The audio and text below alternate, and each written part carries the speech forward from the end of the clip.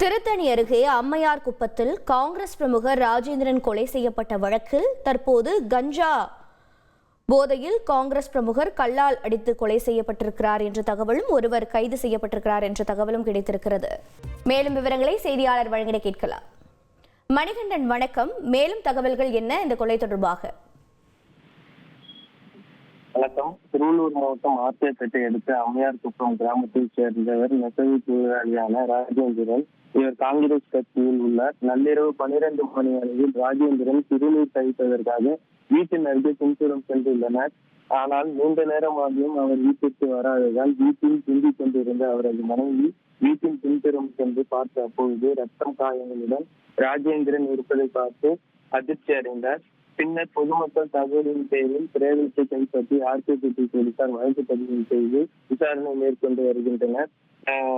விசாரணையில் ராஜேந்திரன் கொலை வழக்கில்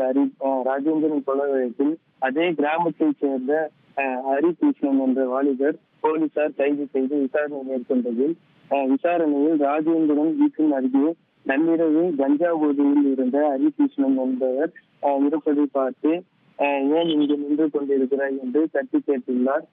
கஞ்சா போதையில் இருந்த ஹரிகிருஷ்ணன் ராஜேந்திரனை அங்கிருந்த கற்களால் அடித்து கொலை செய்ததாக போலீசார் விசாரணையில் தகவல் கிடைத்துள்ளது.